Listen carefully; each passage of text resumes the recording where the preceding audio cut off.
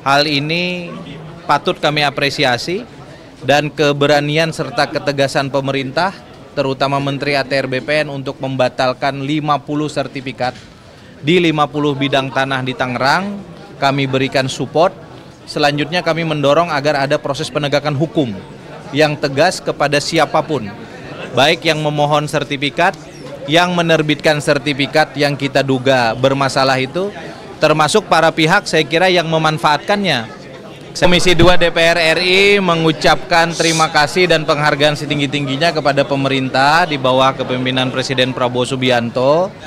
Dan hari ini saya kira Pak Menteri ATR BPN Mas Nusron Wahid telah memberikan penjelasan yang sangat jelas dengan didukung oleh fakta-fakta termasuk berbagai sertifikat yang telah diterbitkan di sekitar pagar laut di kawasan Tangerang. Bahkan kita hari ini mendapatkan bonus informasi, hal serupa yang terjadi juga di Bekasi, hal serupa yang juga terjadi di Jawa Timur, yang ternyata luasannya jauh lebih luas dari apa yang menjadi polemik publik selama ini. Bagi Komisi 2 DPR RI yang menjalankan tugas konstitusional pengawasan, hal ini patut kami apresiasi dan keberanian serta ketegasan pemerintah, terutama Menteri ATR BPN untuk membatalkan 50 sertifikat di 50 bidang tanah di Tangerang. Kami berikan support. Selanjutnya kami mendorong agar ada proses penegakan hukum yang tegas kepada siapapun, baik yang memohon sertifikat, yang menerbitkan sertifikat yang kita duga bermasalah itu, termasuk para pihak saya kira yang memanfaatkannya.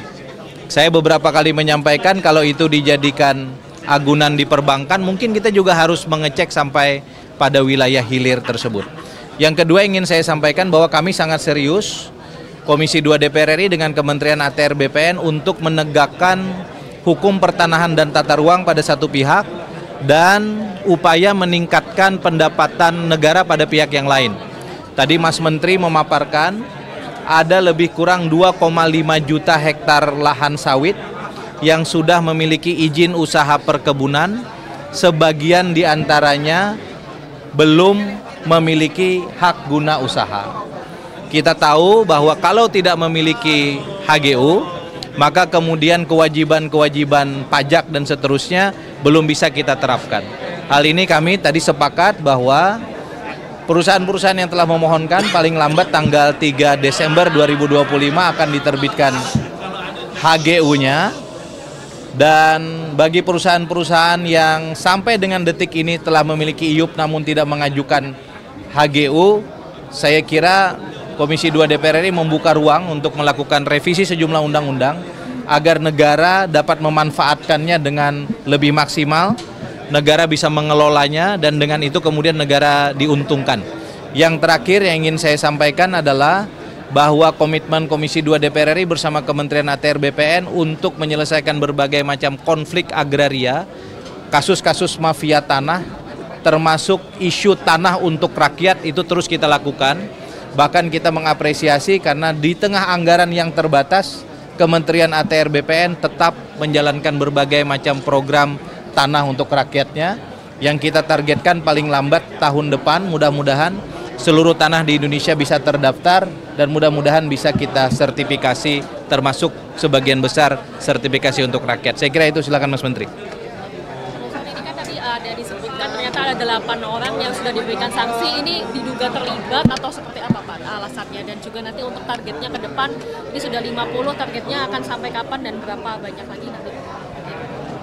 Baik, 8 orang itu mereka yang waktu itu terlibat dalam proses penerbitan sertifikat yang kita anggap tidak prudent, tidak hati-hati.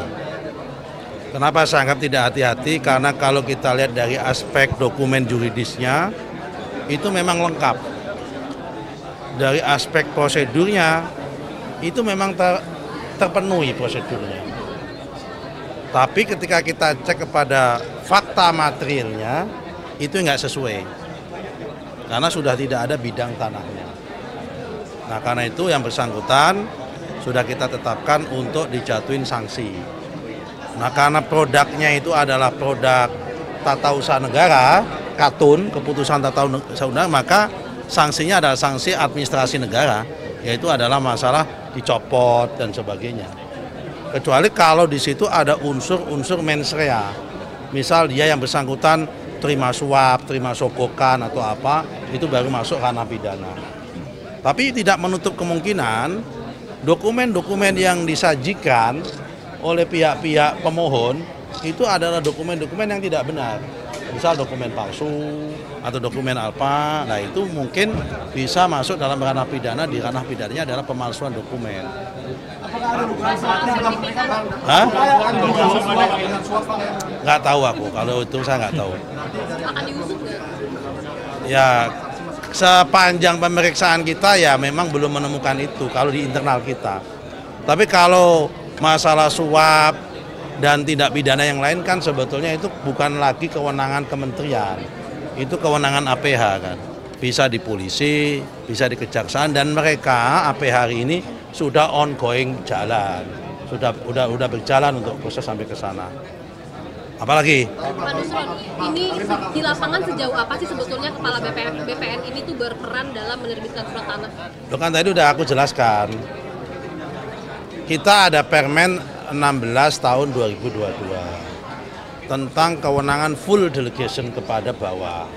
Sesuai dengan jumlah luasannya tadi kami sampaikan.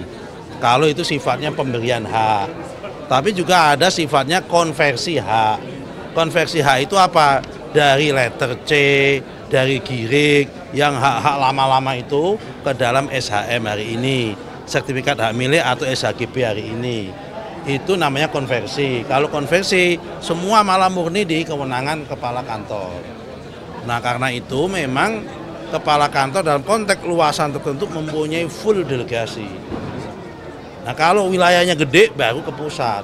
Tapi aturan main, peraturan, juklak, juknis yang membuat adalah pusat. Kemudian pengawasan yang dibuat oleh pusat kepada bawah gitu loh. Tapi kalau murni kewenangan itu ada di bawah di situ tadi. Termasuk PTSL, menerbitkan SHM, itu malah justru nggak sampai kepala kantor. Cukup di panitia adjudikasi. Oke? Pak, soal ini Pak yang di Subang Pak. Yang di Subang kami belum cek and recheck. Ya, belum cek and recheck sampai ke sana. Tapi setelah ini kan masalah pekerjaannya banyak banget. Memang setelah Tangerang, Bekasi, sama Sidoarjo, kami akan masuk di 3 lagi, Subang, Sumeneb, sama Pesawaran Lampung. Nah, nanti kalau ada masukan lagi nggak apa-apa, akan kita cek satu persatu. Saya belum cek, Mas. Saya kalau ngatakan belum cek, ya belum cek gitu. Ya. Oke. Tanah yang kena abrasi Pak itu nasibnya gimana Pak? Yang mana abrasi yang? Yang di mana abrasi Tangerang? Yang di Tangerang. Itu nasibnya sertifikatnya bagaimana, masih bisa atau gimana? Saya belum dapat laporan yang Tangerang ada abrasi di mana. Yang mana yang ada abrasi? Di Desa Kohot kan banyak yang dulunya empang, ini kan sekarang kena abrasi. Oh, oke. Begini. Kalau dia dalam waktu singkat bisa mengatasi abrasinya, tergantung abrasinya itu bersifat permanen atau temporer. Kalau sifat karena banjir sementara, ya berarti kan temporer. Tapi kalau itu kemudian abrasinya bersifat permanen, ya itu pasti kita batalkan.